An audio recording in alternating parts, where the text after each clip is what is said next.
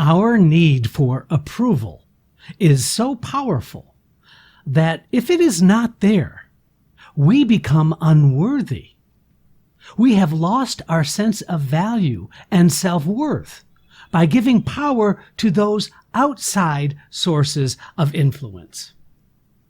It's time we acknowledge our value and appreciate who we are. After all, we are all we have, and our talent depends on a positive connection to the grounded emotional vocabulary we possess. In this episode of Casting Actors Cast, we will try to find our way out of this common actor trait called undervalued and underappreciated. Stay tuned.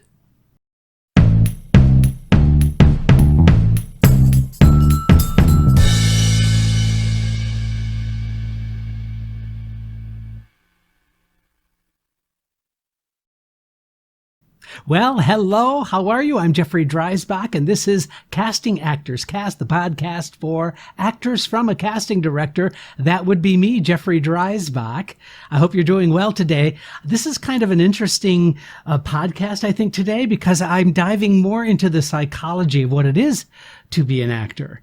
And perhaps my wish is that you will find this useful, that you might find some common elements about what it is to being an actor, and perhaps you can find some value in some of the solutions that I'm also going to be presenting with you today. So I appreciate you joining us. This is that moment of the podcast where I get to say thank you so much for being here. It's my pleasure to bring you this podcast.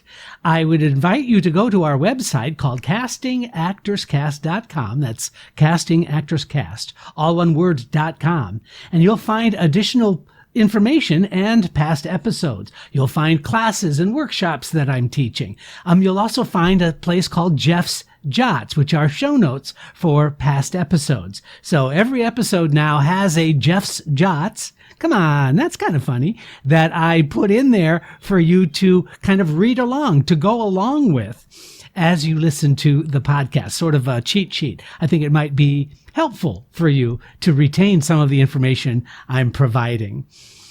Also, this is that moment where I get to tell you that if you fill out that form that says dive into the talent pool, come on, that's funny. Okay, I'm lonely. Anyway, so if you do that, fill out that form. It just asks for your name and your email address. By the way, I don't do anything with that information. I might on occasion send you, I don't know, an article or a blog post or something, but I don't spam you. I promise you that. And that way, if you do fill out that form, you'll get access to a free book that I wrote called Conversation Pieces Out of the Studio, the voiceover workshop for professional actors. It's a 100-page downloadable PDF all about doing voice acting. I think you'll find that really helpful. Additionally, there's a free video called Casting Director Secrets, what they don't want you to know. But I will tell you in this 20-minute video, it's a private video for only those folks who sign up. So I encourage you to do that. Also, I'm going to take a quick moment here. I've gotten a lot of support from a lot of organizations that I teach at, and this is my way of thanking them. They also post my podcast link on their websites. So I find it really so nice of them to do that. So the least that I can do is return the favor. This is just a minute or two about those folks that are cross-promoting with this podcast. So stay tuned for that. This episode of Casting Actors Cast would not be possible without the following cross-promotional shout-outs. Actors Connection. Please do yourself a favor and check out Actors Connection. They provide classes, seminars, workshops with working industry professionals to help you advance your acting career. Go to actorsconnection.com/New York for their current calendar of amazing classes, workshops, and events. WeAudition.com. WeAudition.com is the video chat community to audition, self-tape, rehearse, and get expert industry advice. Find a rehearsal or self-tape partner instantly. Earn money for rehearsing with other actors. And as a special incentive to Casting Actors Cast listeners, you will receive 25% off membership using the code CAC25. That's CAC25 for a membership discount. WeAudition.com. Acting and Voice Studios. I am excited to share that Acting and Voice Studios will provide top quality acting training for film and television to actors all around the world. Check out my bi-monthly blog posts on their website while learning more about classes for adults and young people, including voiceover and acting demo production. Go to actingandvoicestudios.com. Now, other places in addition to the ones I've just mentioned that I am teaching at include the Growing Studio and T. Schreiber Studio, so I ask you to go ahead and please visit their websites as well, and check out the schedule at castingactorscast.com/classes workshops. And I hope that we can work together soon. Thank you. Okay, thank you so much for that. I encourage you to please, if you found something useful in the podcast today or in past podcasts, it would be so great if you could leave a like, if you could share it with another actor, somebody who might really be interested in what we're doing here at Casting Actors Cast, but also it would be great if you could write a review, especially iTunes. You know, the holy grail of getting reviewed in iTunes is right there. And so I would love for you to do that. And I'm thinking about future episodes of, doing a shout out to you. So if you leave me a review on iTunes, I'm going to go ahead in future episodes and give you a shout out of thanks. So that might be kind of fun for you as well. All right, let's dive into the moment at hand and talk a little bit about approval seeking. This is kind of a tough subject because there's a lot of psychology in this, and I don't think this just necessarily applies to actors 100%. I think this applies to all of us who are not even actors, but maybe you have some family members that are finding themselves in this corner that they seems to have painted themselves in. And I know certainly in my life as an actor, I certainly did paint myself into these corners of approval seeking. And the reasons why we seek approval, I think, is something that we have to have a conversation with first before we can kind of figure out how to work on this, how to work on ourselves so that we do not feel as cornered as we might. And so the reasons that we seek approval, I think number one, we equate approval with success. In other words, we feel validated only when others give us some sort of positive reinforcement. Isn't that true? So here's an example. I don't know about you, but I've had this situation happen to me. I've also been in this situation and with others. And that is if you've gone to a play and there's somebody in the cast that you know, and let's just say for the sake of discussion that they do a terrible job. Maybe the play isn't very good, or maybe they just missed the mark, so to speak, and you now have to go backstage. And it's so true. The actor's looking at you with these hopeful eyes, like, what did you think? And you know what? You don't want to break their heart. But sometimes, if it's a friend, you've got to be very, very honest. And I've always made it kind of, I think just a point of discussion to ask others, what do you say when you go backstage in the performance or the show or whatever, it wasn't very good and there's somebody there looking for approval? I don't want to hurt anybody's feelings, but I know of an agent who would go backstage and say, do this. They would go, you, I saw you were up there.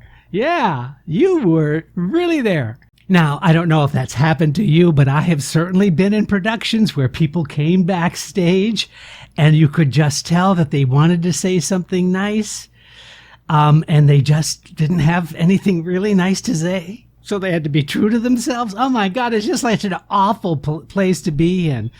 But over time, I'm realizing that why is it that we need them to validate us? Why can't we just decide that our work is good enough? Why can't we just decide that we really don't need the approval of others? Well, I guess the argument could be made that, newspapers still go out and write reviews. People in the media, they end up writing movie reviews. And so there is something to be said about the business side of getting good feedbacks. But those remarks after the show just really point to the need for getting some kind of validation from others. So why are we approval seeking? Number 2, we're never quite sure how we are being with others. So we always look for these approval signs. Are you that person? I know this is me like 10 times over, where I would really want to make sure that that person is engaged. So I tell them a funny joke, or I tell them a story, or I just simply looking for the answer that I want. And so when we are around other people, I've found myself just always constantly feeling a little bit needy. I want to feel like I exist. I want to feel like I have value. And so, we're never quite sure how we are being with others, but we look at other people for those approval signals all the time. Do you do that? Number 3, I think it's important as we understand what seeking approval is all about, is that we've learned at an early age. Since we are born, the difference between approval equaling love versus disapproval equaling unloved. Right? So if you do something well, your parent, whoever that might have been, your mother, your father, just maybe somebody who's been raising you, when you tie your shoe, it's, wow, great job. But guess what? If you didn't tie your shoe correctly and you fell, that would be, a moment of disapproval from that person. They would say, why didn't you tie your shoe? I showed you how to tie your shoe. So that disapproval becomes a moment of feeling unloved. Now, listen to me. It's not the parents' fault. All of our parents wanted to raise their children, the best that they could. But they needed to also teach us that if you put your hand on a hot stove, you're going to get burnt. So it was very, very important that we learn some of those lessons. But somewhere along the lines, we just discovered that disapproval was the same thing as being unloved. And I think that is what, here's a good word, propagated this continual quality of needing approval. Here's number 4. I think we give more power to our emotions than our intellect. We act emotionally first in a lot of our situations, and our perceptions, I think, are guided by our emotions rather than our intellect. I think there comes a moment in time when our intellect has to be given a little more weight and power and value in the way we perceive things. So how do we rephrase our need for approval? And I think that's the tip. I think the tip is we don't just try to change our behavior. I think that's challenging. I think that's not helpful. But if we rephrase our approach to our need for approval, I think we find ourselves in a much more, self-empowered mode, if that makes sense. So here's how to do that. Number 1, just making a decision that success doesn't come from other people. It comes from the accomplishments we set for ourselves. So small goals, small attainable goals, when we do something right, when we feel good about the choices that we've made, I think we need to make a moment and acknowledge that moment where we just say, gosh, you know what? That makes sense. Or I did that. That feels right. That feels good. So when we make choices that benefit us, we do not need other people to say, boy, that was a good move on your part. We don't need somebody to tell us that. We know that more instinctually. Which brings us to number 2, trusting our instincts more, and trust that our experience as a human being on this planet is legitimate. It's valid. In other words, what I'm trying to say, I guess, is you are enough. And number 3, it's important to analyze the source of every negative, non-approving moment you find yourself in. Do you know, it's really interesting that people in this industry, from casting directors to artistic directors, some personality traits in some of those people are very controlling.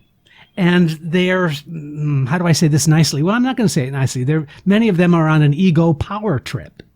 It makes them feel good about having and holding over, their presence. And their power is something that they just have nurtured for a long, long time. But it's important that when you feel that kind of energy coming at you, and it feels negative, or there's some sort of non-approving element, especially, I have to say this, from directors in the process of putting on a performance. Sometimes directors use this sort of negative approach to the work as a way to hopefully get you to do what the director feels is the better choice. But analyzing the source of when you get that kind of negative, non-approving reaction, it seems to me that you can understand a little bit more about yourself, but equally important, you can say to yourself, that's coming from this person who's got their own issues. They've got their own defense mechanisms. They've got their own power trip to deal with.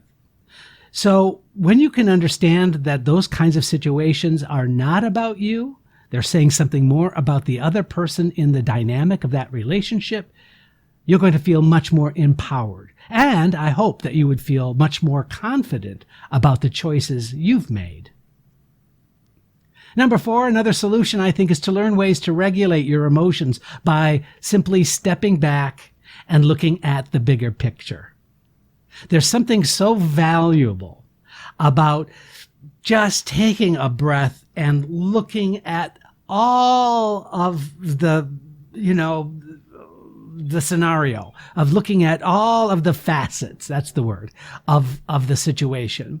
Because we get ourselves so focused into the minutia of some of these things. But just by stepping back and looking at the bigger picture and getting a better perspective on what's taking place, that is going to definitely help make a difference with your ability to feel more empowered and less needing approval from others.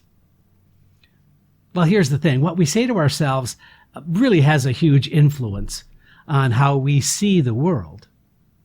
Catching yourself when you feel yourself questioning your confidence is something we can teach ourselves. It's a learned thing, and it's not dependent on anyone but yourself. Trusting the value you possess can project a powerful signal that will overcome even the most crucial influence within our sphere. The object of your affection must start with you first, followed by your talent, and then those who support who you truly are. I hope that has been helpful for you. Thank you so much for joining us. I'm Jeffrey Dreisbach, and this is Casting Actors Cast. Casting Actors Cast is made possible with your support just by listening. Please like, share, and subscribe wherever you get your podcasts.